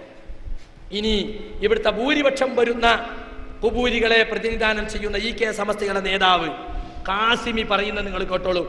മുസ്ലിമീങ്ങളിൽ ശിർക്കുണ്ടോ ഇല്ലേന്ന് അദ്ദേഹം പറയട്ടെ. ഇന്നിവിടെ പറയുന്ന വിഷയം ശിർക്കിന്റെ വിവിധ മുഖങ്ങൾ എന്ന്. പല ആളുകളുമായും ഇത് സ്പർശിക്കാൻ സാധ്യതയുണ്ട്, പല മതങ്ങളുമായും ഇത് ബന്ധപ്പെടും. എന്നാൽ ഇത് ബന്ധപ്പെടുത്തുന്നത് സത്യത്തിൽ മുസ്ലിമീങ്ങളുമായി മാത്രമാണെന്ന് സാന്ദർഭികമായി ഞാനിവിടെ ഓർമ്മപ്പെടുത്തുകയാണ്. എല്ലാ മതങ്ങൾക്കും അവരുടെ അധ്യാപകരുണ്ട്, അവരവർ പഠിപ്പിക്കേണ്ടതാണ്. മറ്റുള്ള കാര്യമൊക്കെ വിശദമായി ഇന്നലെ നാം ചർച്ച ചെയ്യുകയും ചെയ്തിട്ടുണ്ട്. ഇവിടെ ഏതെങ്കിലും ഒരു മതത്തെ നോവിക്കണമെന്ന ഉദ്ദേശ്യം ഇല്ല, അതിനു വേണ്ടിയുള്ള ഒരു പ്രവർത്തനവുമല്ല ഇത്. പകരം മനുഷ്യനുമായി അടുപ്പിക്കുന്ന ഒരു സേവനമാണ്.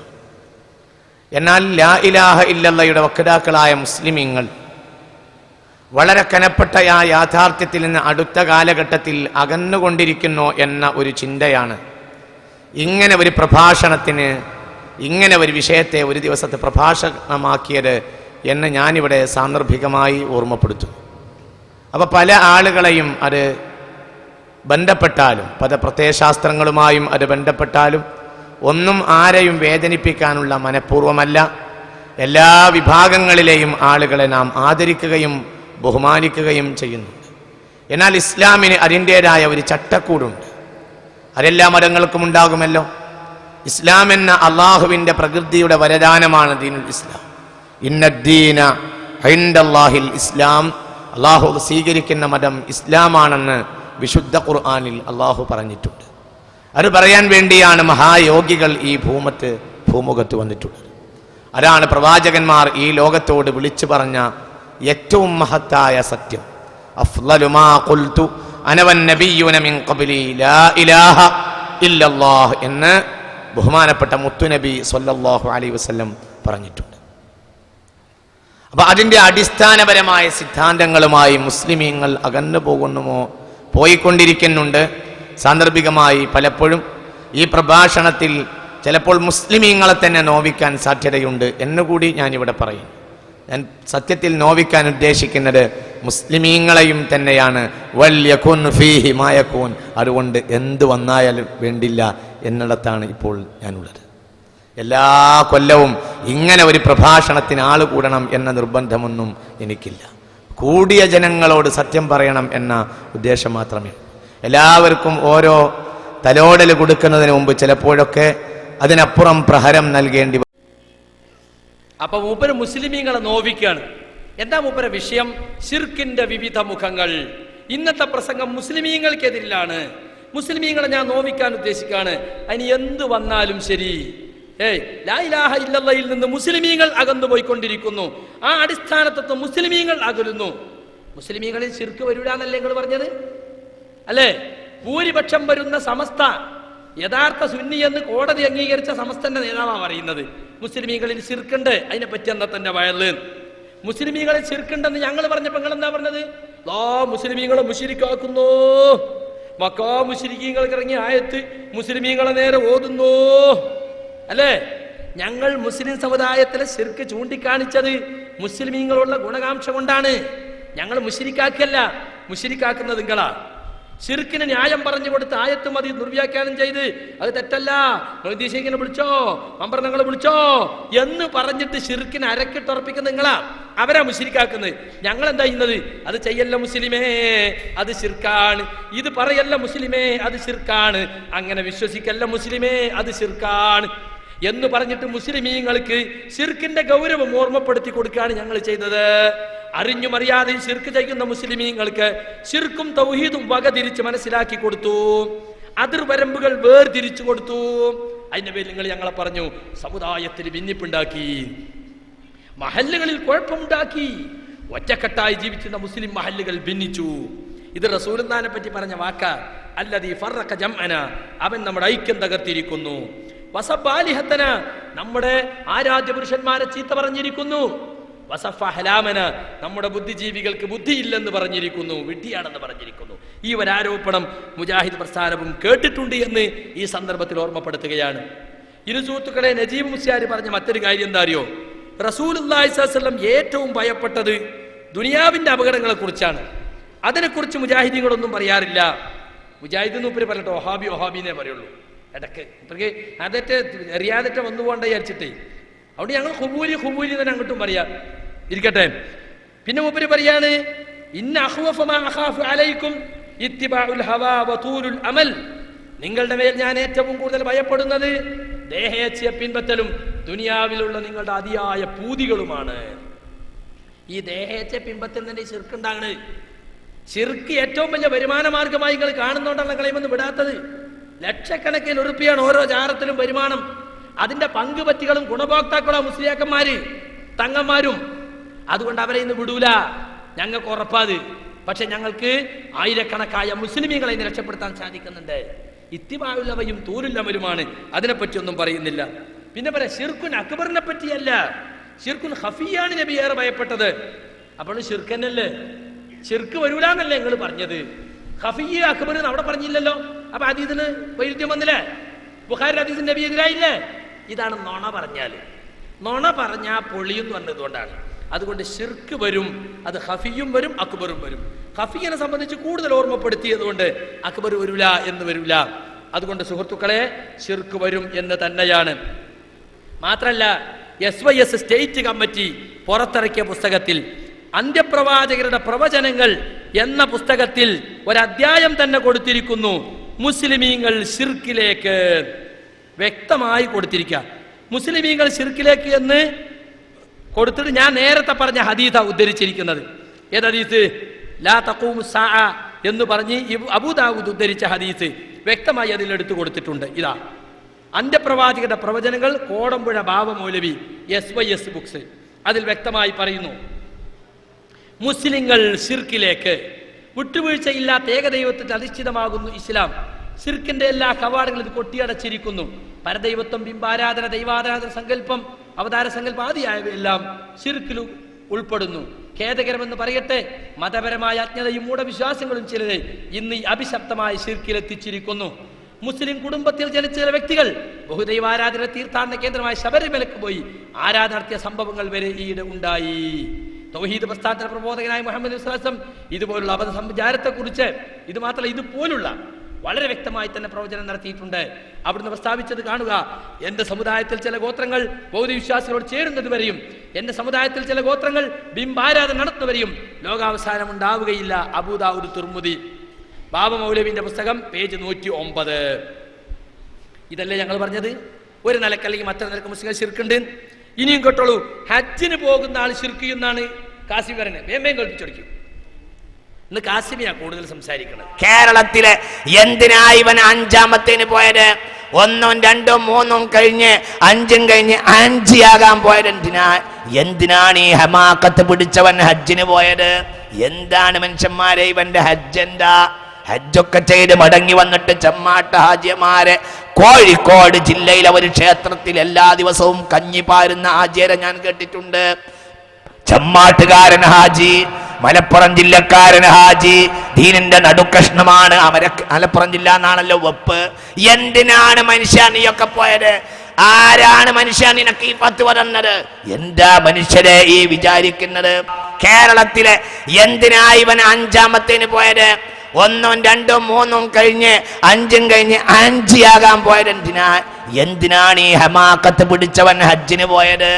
എന്താണ് മനുഷ്യന്മാരെ ഇവന്റെ ഹജ്ജ്? എന്താ ഹജ്ജൊക്കെ ചെയ്ത് മടങ്ങി വന്നിട്ട് ചെമ്മാട്ട ഹാജിമാരെ കോഴിക്കോട് ജില്ലയിലെ ഒരു ക്ഷേത്രത്തിൽ എല്ലാ ദിവസവും കഞ്ഞി പാരുന്ന ഹാജിയരെ ഞാൻ കേട്ടിട്ടുണ്ട്. ചെമ്മാട്ടുകാരൻ ഹാജി, മലപ്പുറം ജില്ലക്കാരൻ ഹാജി, ദീനിന്റെ നടുക്കഷ്ണമാണ്. മലപ്പുറം ജില്ല എന്നാണല്ലോ വെപ്പ്. എന്തിനാണ് മനുഷ്യ നീയൊക്കെ പോയത്?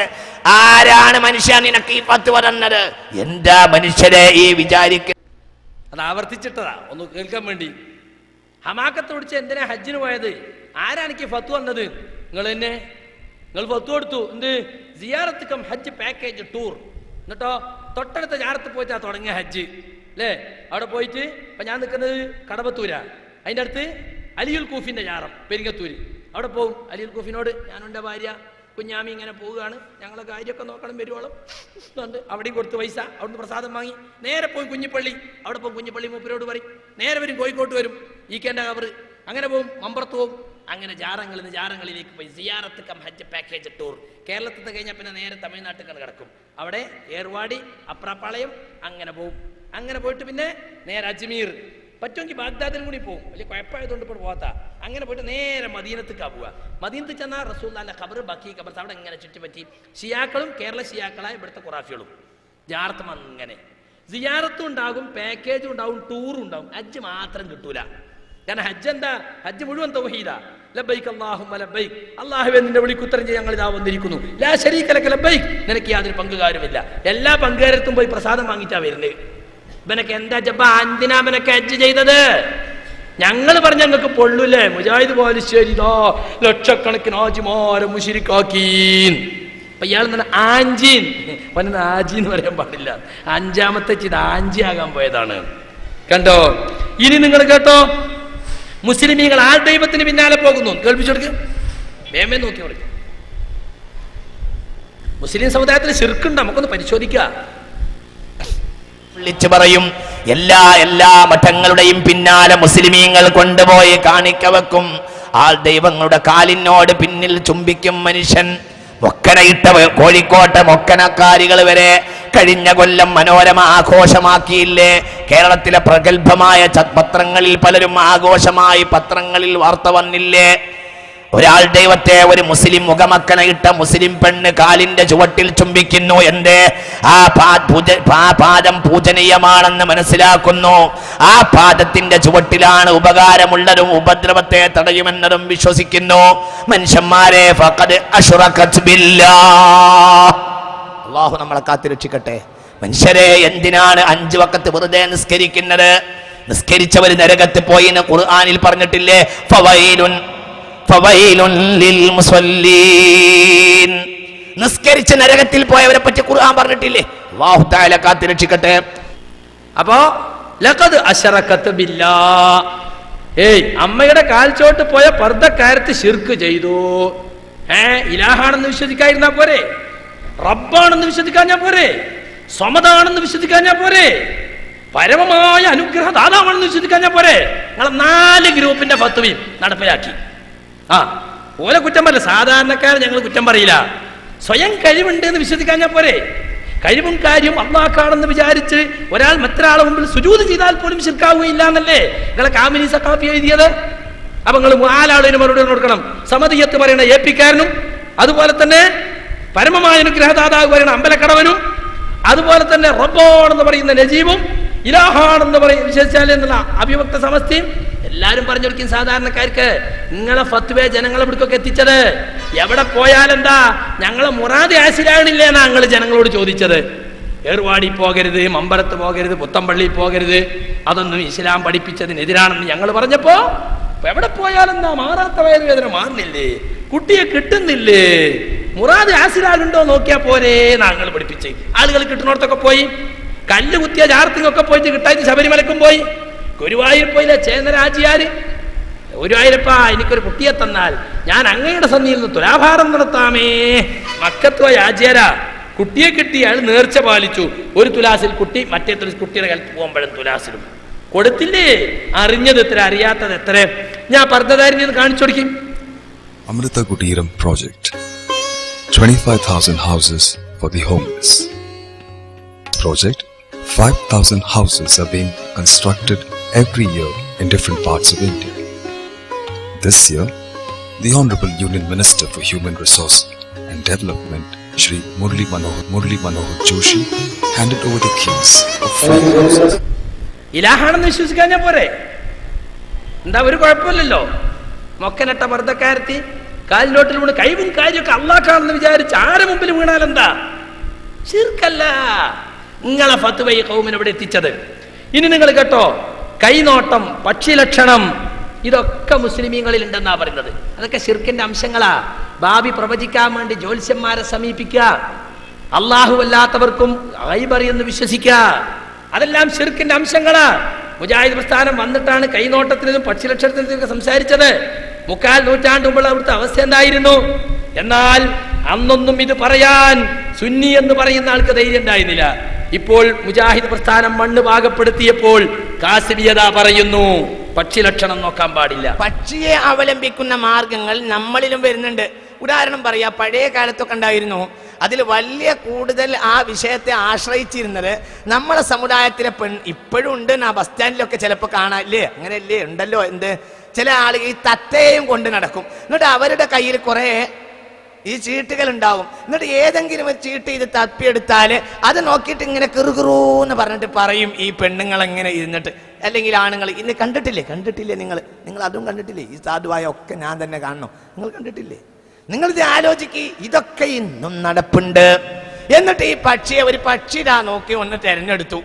എന്നിട്ട് ആ പക്ഷി തെരഞ്ഞെടുത്ത ആ ചീട്ട് നോക്കിയിട്ട് ഇയാൾ ഇങ്ങനെ വിശദീകരിക്കും. അതിനനുസരിച്ച് ഇയാൾ ഇങ്ങനെ ഈ ചീട്ട് നോക്കിയിട്ട് ഇയാൾ വിശദീകരിക്കും കാര്യങ്ങളൊക്കെ. എന്താ ചീട്ടിലെഴുതിയത്? അത് ലൗഹുൽ മഹ്ഫൂദിൽ നിന്നുള്ള രേഖയില്ല. ഇയാളെ നുണയാത്താകുന്നു. ഏത് ചീട്ടെടുത്താലും ഇയാൾ പറയാൻ പോണത് അതന്നെയാണ്. എല്ലാ ഷീട്ടെടുത്താലും നമ്മളെ ഷീട്ട് എടുത്ത് നോക്കുമ്പോൾ ഒക്കെ ക്ലിയർ ആണെന്നാ പറയാ. മറ്റവൻ ഷീട്ട് എടുത്താലോ അതും ക്ലിയർ തന്നെ. ഏത് ഷീട്ടാ ക്ലിയർ അല്ലാത്തത്? പിന്നെ അവസാനം ഉടക്ക് വെക്കുന്ന ചില ഷീട്ടുകൾ ഉണ്ടാവും. അതിന് പിന്നെ പൈസന്റെ വല്ല വിഷയം ഉണ്ടാവും. വലിയ ചില വിഷയങ്ങൾ, രാഹുകാലം, ഗുളിക കാലം, ചില വിഷയങ്ങൾക്ക് ചില അബദ്ധങ്ങൾ, ശനിയൊക്കെ വല്ലാതെ കയറി വരുന്നുണ്ട്. അതിന് ചില പൂരാവിധികളൊക്കെ ഉണ്ട്. നിങ്ങൾ പൈസ മുടക്കുകയാണെങ്കിൽ കാര്യങ്ങളൊക്കെ പെട്ടെന്ന് ശനിദശ മാറിക്കിട്ടും എന്ന് വേണമെങ്കിൽ അവർ പറയും ചെയ്യും. അപ്പൊ പുതിയ ഒരു പൈസക്ക് അവിടെ വേദിയും ഒരുങ്ങും. ഇത് മുസ്ലിമീങ്ങളാണ് ചെയ്യുന്നത്, മറ്റവരെ കാര്യമല്ല. മറ്റുള്ളവരുടെ ആഭ്യന്തരത്തിൽ ഞാൻ കൈവെക്കുന്നില്ല. ഇത് തനിച്ച ശിർക്കിന്റെ ഭാഗമാണ്. ഇത് മുസ്ലിമീങ്ങളാണ് ചെയ്യുന്നത്, മറ്റവരെ കാര്യമല്ല. മറ്റുള്ളവരുടെ ആഭ്യന്തരത്തിൽ ഞാൻ കൈവെക്കുന്നില്ല. ഇത് തനിച്ച ശിർക്കിന്റെ ഭാഗമാണ്. കണ്ടോ? കൈനോട്ട് ലക്ഷണം പറയൽ, തത്തയെ ചീട്ടളിപ്പിച്ച് ലക്ഷണം പറയൽ, ഭാവി പ്രവചിക്കൽ, ഇതൊക്കെ ശിർക്കാണ് നാം മുപ്പര് പറയണത്. ഞങ്ങൾ പറഞ്ഞല്ല, ഇതൊക്കെ ഇസ്ലാഹി പ്രസ്ഥാനം വരുമ്പോ ഇവിടെ ഉണ്ടായിരുന്നു. നിങ്ങളല്ലേ ജിബിരിയിൽ കുറത്തിന്റെ വേഷത്തിൽ വന്ന കുറത്തിപ്പാട്ടും പശിപ്പാട്ടും കൂടെ പഠിപ്പിച്ചത് അല്ലേ? കുറത്തി കൈ നോക്കിയിട്ട് ഫാത്തിമ ബീബിന്റെ കൈ നോക്കിയിട്ട് പറഞ്ഞതൊക്കെ ഫാത്തിമ ബീ 10 പേറ്റു 1 പേറ്റാമേനി, കുറത്തി ഞാൻ ഇന്നൊന്നു പേറ്റു 10 പേറ്റാമേനി അല്ലേ? താത്താര് പാടിയിറങ്ങിയെന്നല്ലേ? ജിബിരിയിൽ കുറത്തിന്റെ വേഷത്തിൽ വന്നു, കൊട്ടുണ്ടായിരുന്നു, മാണിക്യം, 4 ഭാഗത്തൊക്കെ ഷിയാക്കളെ കെട്ടാം. പക്ഷിപ്പാട്ട്, അക്ബർ സദക്ക എന്നുള്ള പക്ഷിപ്പാട്ട് അല്ലേ? ഒരു പെണ്ണിനെ തട്ടിക്കൊണ്ടുപോയി, എന്നിട്ട് ആ പെണ്ണിനെ രക്ഷിക്കാൻ 7 കോട്ടയും കീഴടക്കാൻ അലി ഇബ്നു അബീ താലിബ് പോയത് അല്ലേ? വാളും അദ്ദേഹത്തിന്റെ വലിയും അദ്ദേഹത്തിന്റെ ധൈര്യമൊക്കെ ഷിയാക്കൾ ഉണ്ടാക്കിയതാ. പക്ഷിപ്പാട്ടിന്റെ 100ാം വാർഷികം അടുത്താണ് കാസർഗോഡ് ആഘോഷിച്ചത്. ഈ പക്ഷിപ്പാട്ടും ഈ കുറത്തിപ്പാട്ടും ഒക്കെ കൊണ്ടുവന്ന് മുസ്ലിം സമുദായത്തിൽ കൈനോട്ടവും പക്ഷിലക്ഷണവും ഒക്കെ കൊണ്ടുവന്ന് നിങ്ങളാണ്. അന്നതിനൊന്നും നിങ്ങൾ എതിർത്തില്ല. അന്നത് കൊഹാബികളെ കൊണ്ടതാണ് എന്ന് പറഞ്ഞിട്ട് നാട്ടിലുള്ള അന്ധവിശ്വാസങ്ങളെയൊക്കെ നിങ്ങൾ തേനൂട്ടി പാലൂട്ടി വളർത്തി. പക്ഷേ ഇസ്ലാഹി പ്രസ്ഥാനം വിളക്കിവിട്ട ഇസ്ലാഹി കൊടുങ്കാറ്റിൽ അതെല്ലാം കടപഴകി വീണു. അവസാനം ദുഃഖക്കള്ളിയില്ലാതെ നിങ്ങൾക്കും ഇപ്പോൾ പറയേണ്ടി വന്നു, പക്ഷിലക്ഷണം നോക്കല് ശിർക്കാണ്. ഞങ്ങൾ പറഞ്ഞതിന്റെ കൂടെ അപ്പുറത്തേക്ക് പറയാൻ തുടങ്ങിയപ്പോ കൈ നോക്കുന്നത് ശിർക്കാണ്. അല്ലല്ലാത്തവർക്കും കൈപറിയെന്ന് സ്ഥാപിക്കാൻ ഇതാ നിങ്ങളെ പാഠപുസ്തകത്തിൽ, സമസ്തയുടെ പാഠപുസ്തകത്തിൽ ആയത്ത് കട്ടുമുറിച്ചു കൊടുത്തിരിക്കുന്നു. ആലിമുൽ ഗൈബി ഫലാ യുദ്ഹിറു അലാ ഗൈബിഹി അഹദാ ഇല്ലാ മൻ ഇർതളാ. ബാക്കില്ല. ഇല്ലാ മൻ ഇർതളാ നിങ്ങളുടെ അഭ്യാസത്തിൽ വഖഫിട്ട് കൊടുത്തിരിക്കുക. അള്ളാഹു ഗൈബറിയുന്നു, അവന്റെ ഗൈബാരെയും ആർക്കും വെളിപ്പെടുത്തുകയില്ല. ഇല്ലാ മൻ ഇർതളാ, തൃപ്തിപ്പെട്ടവർക്കല്ലാതെ. അള്ളാഹു ഗൈബറിയുന്നവനാണ്. ഗൈബിന്റെ മേൽ അവൻ തൃപ്തിപ്പെട്ടവരെ അല്ലാതെ അവൻ വെളിവാക്കുകയില്ല. മിർ റസൂൽ ഉണ്ട്, തൃപ്തിപ്പെട്ട റസൂലിനല്ലാതേനാ അത് കട്ടു. എന്തിന്? റസൂൽ അല്ലാത്തവർക്കും ഗൈബറിയും, ചോട്ടാ ഔലിയാക്കന്മാർക്കൊക്കെ ഗൈബറിയും എന്ന് സ്ഥാപിക്കാൻ വേണ്ടി. അതൊക്കെ ഇപ്പോഴും ശിർക്കിന്റെ എല്ലാ ദുർന്യായങ്ങളും പറഞ്ഞ് ശിർക്കിനെ നിലനിർത്തുന്നത് നിങ്ങളാണ്. ഇനി നിങ്ങൾ കേട്ടോ, നാള് നോക്കല് അവിട്ടാണ്, പോരാടാണ്, ഉത്രാടാണ്, അതും ഈ സമുദായത്തിൽ ഉണ്ടായിരുന്നു. ഇസ്ലാഹി പ്രസ്ഥാനം വരുന്നതിന് മുമ്പ് അത് ശിർക്കാണെന്ന് ഞങ്ങൾ അന്ന് പറഞ്ഞപ്പോൾ മുസ്ലിമീങ്ങളെ നിങ്ങൾ മുശ്രിക്കാക്കി എന്ന് പറഞ്ഞു. എന്നാ കാസി പറയുന്നത് കേട്ടോളി. അവിട്ടം നാളിൽ ജനിച്ചാ തവിട്ടിലും നേടുന്നാ പറയാ. ഒരു ആലിമിനെ പറ്റി ഒരാൾ ഒരിക്കൽ എന്നോട് പറഞ്ഞു, നാളെ ഔട്ടമല്ലേ. എന്നോടൊരാൾ പറയാ, ഒരു ആലിമിനെ കുറിച്ച് ഒരാൾ ഒരിക്കൽ എന്നോട് പറഞ്ഞു, ഒരു ആലിമിനെ കുറിച്ച്, കേരളത്തിൽ പ്രഗത്ഭനായ ഒരു ആലിമിനെ കുറിച്ച് ഒരാൾ എന്നോട് പറഞ്ഞു, അവിട്ടം നാളല്ലേ, പിന്നെ മടങ്ങൂലല്ലോ, പോക്കന്നല്ലേ, തവിട്ടിലും നേടുന്നല്ലേ പറഞ്ഞത്. ആരപ്പി പറഞ്ഞതെന്നറിയോ? ഒരു ആലിമിനെ പറ്റി പറയുന്നത്. ആലിമിനെ ചുറ്റിപ്പറ്റി നിൽക്കുന്നവർക്ക് തന്നെ വിശ്വാസം ഇങ്ങനെ. മനുഷ്യരെ ഇതൊക്കെ ചിന്തിക്കണ്ടേ?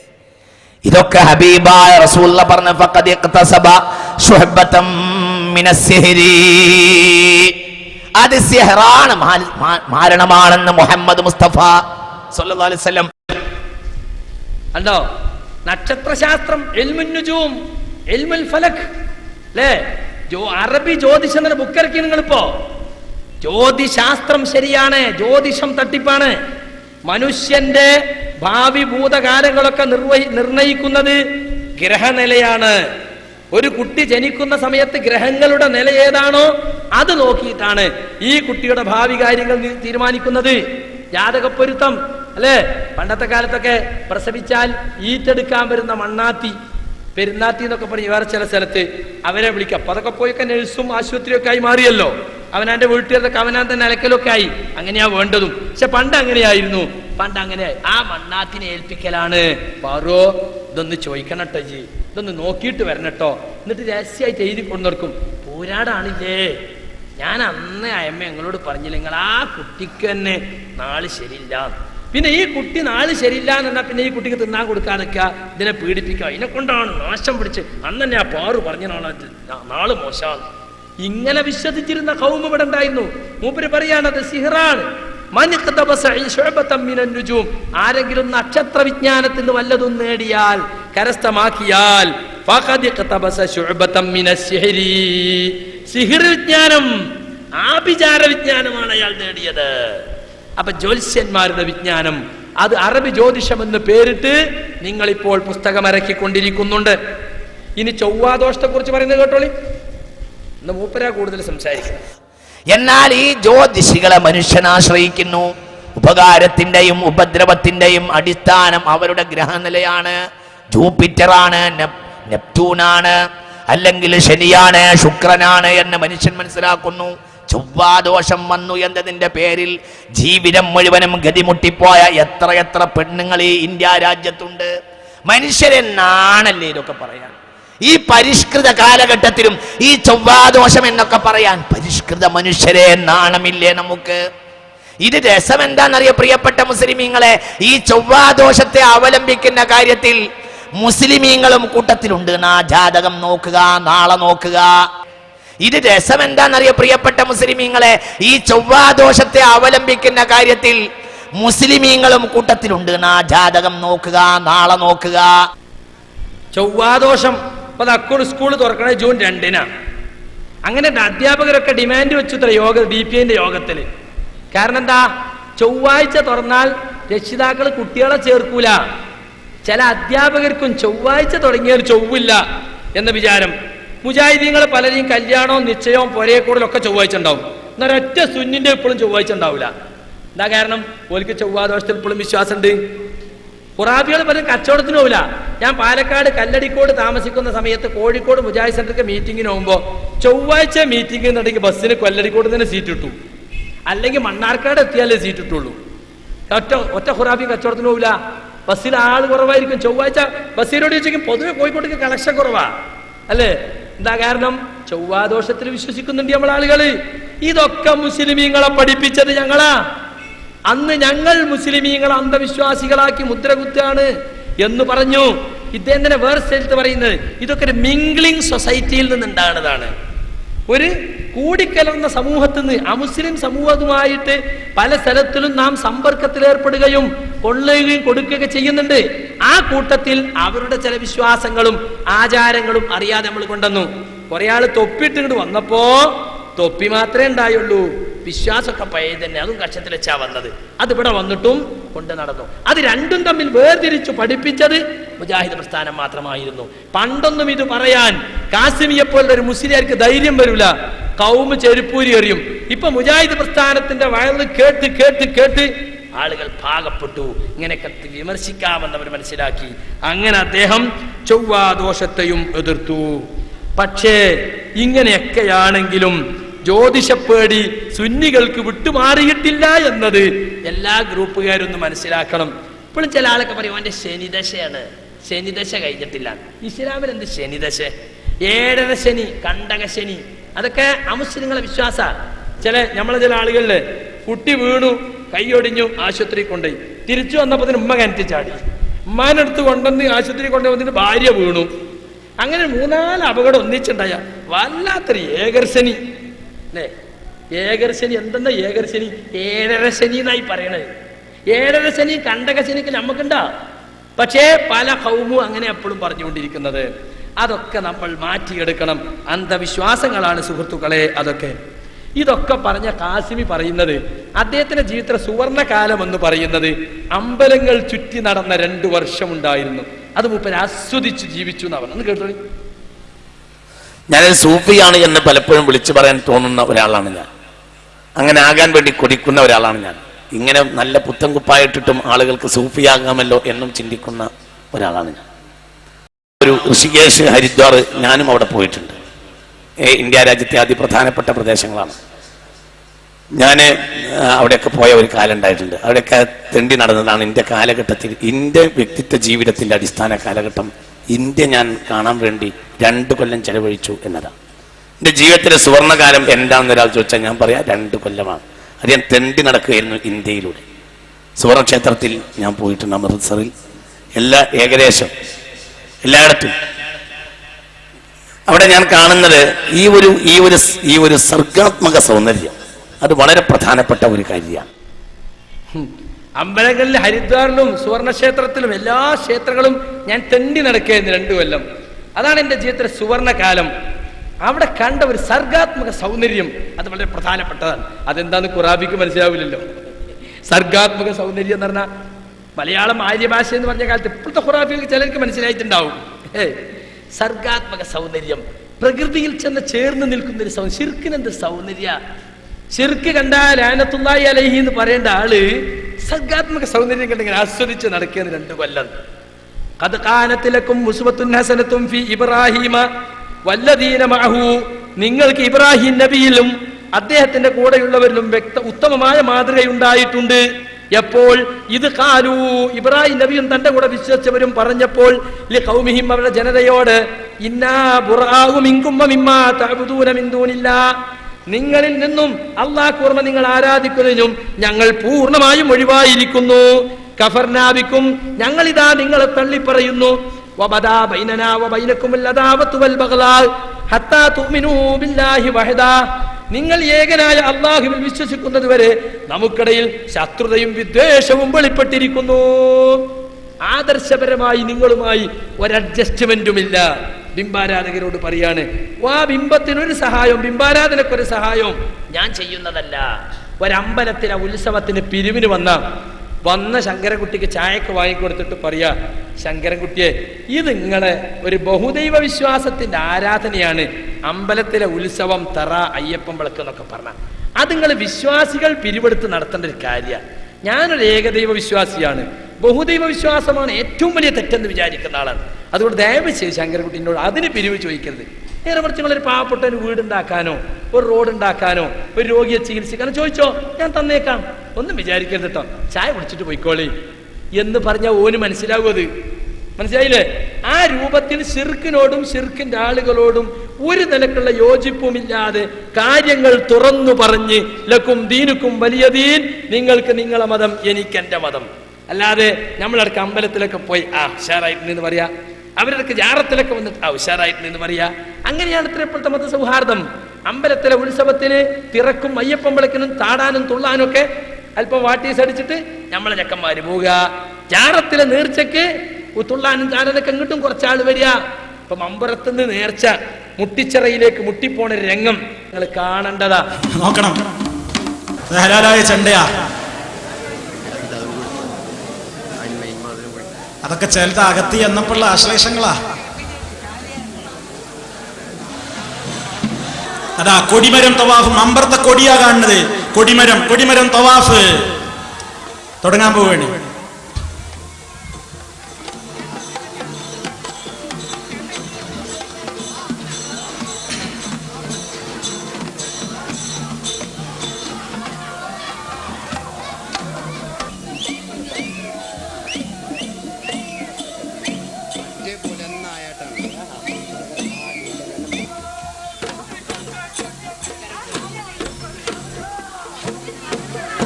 പുറപ്പെട്ടു, മമ്പറത്തുനിന്ന് പുറപ്പെട്ടു. ഇനി പോകുന്ന എടുക്കാന്നറിയോ? മുട്ടിയാറ പള്ളിയിലേക്ക്. അവിടെ സമാപനം.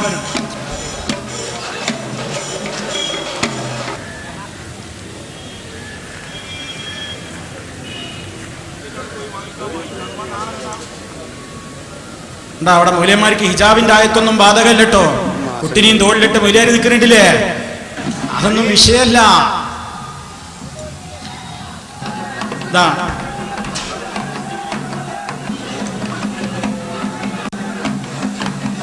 മതസൗഹാർദ്ദത്തിന്റെ ചിഹ്നം യേശു, അതുപോലെ തന്നെ മറ്റൊരു ചിത്രം മുകളിൽ വേറൊരു മുസ്ലിമിന്റെ സിമ്പലായിട്ട് വേറൊന്നും.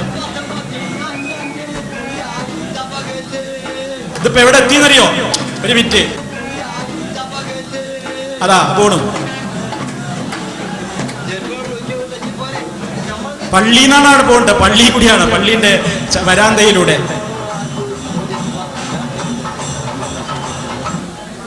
അതാ ജുമാ നടക്കുന്ന, ഒരു മിനിറ്റ് ശ്രദ്ധിക്കുക. അപ്പൊ അവിടെ നടക്കുന്നൊരു ജുമാ നടക്കാൻ പോവാണ്, നടന്നുകൊണ്ടിരിക്കുകയാണ്. ജുമാക്ക് ഖതീബ് ഇങ്ങനെ ആ ഏട് നോക്കിയിട്ട് ഇങ്ങനെ വായിക്കുന്നത് കേൾക്കാം. ആൾക്കാർ ജുമാക്ക് വന്നതാ, പക്ഷെ അവർക്കുണ്ടോ ആ ഈണം കേൾക്കാൻ നേരം. ഇവിടെ പള്ളിയിലേക്ക് വരവേൽക്കാൻ വേണ്ടി ടീം വന്നുകൊണ്ടിരിക്കുകയാണ്. എല്ലാരും അതിലേക്കാ ശ്രദ്ധ. മൂപ്പരവിടെ ഇങ്ങനെ വായിക്കുന്നു. ഏതായാലും ഉപകാരമില്ലാന്ന് എല്ലാവർക്കും അറിയാം. എന്നാ ഈ കൊട്ടുമുട്ടയിലും ശൈത്താനീയത്തേലും കേൾക്കട്ടെ, കാരണം അതൊക്കെ ഹലാലാണെന്ന് ശാരിയാത്തിന്റെ ഫത്വ ഉണ്ടല്ലോ, മമ്പർത്തങ്ങളെ പാരമ്പര്യം ഉണ്ടല്ലോ, അല്ലെങ്കിൽ ഇതിന്റെയൊക്കെ പരമ്പര പഠിപ്പിച്ചു കൊടുത്തിട്ടുണ്ടല്ലോ. അപ്പൊ പിന്നെ ആൾക്കാർക്ക് ആ ജുമയിൽ വലിയ കാര്യമൊന്നുമില്ല. ഇത് കണ്ട അത് കാര്യം എന്ന നിലക്ക് ആളുകളൊക്കെ ഹുതുബ എടുക്കുമ്പോ ഇങ്ങട്ടാ നോക്കുന്നത്. കണ്ടോളി.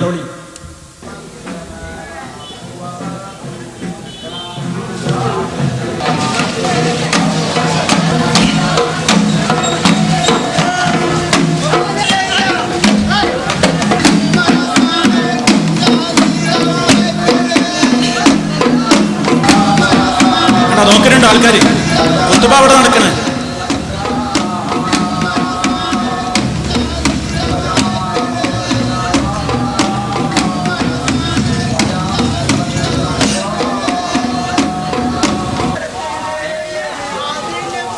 ആ വിളക്ക് കത്തുന്നത് ഏതാ?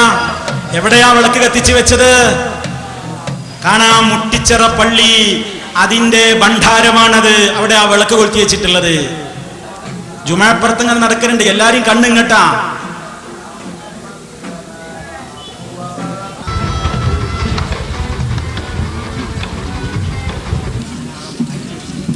മുട്ടിച്ചിറ ജുമാ മസ്ജിദ് അതാ.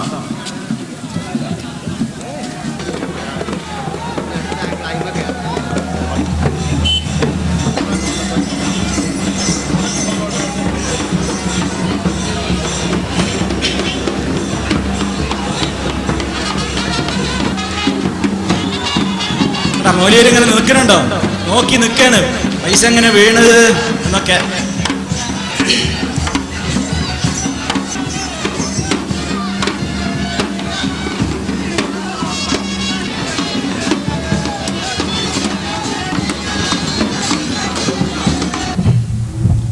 കണ്ടില്ലേ, വായിക്കുക. മുട്ടിച്ചിറ ശുഹദാക്കളുടെ നേർച്ചപ്പെട്ടി. ശരിക്കും അമ്പലത്തിലെ ഉത്സവം തന്നെ. മുസ്ലിയാക്കന്മാർ ഇങ്ങനെ നോക്കി നിന്ന് ആസ്വദിക്കുക.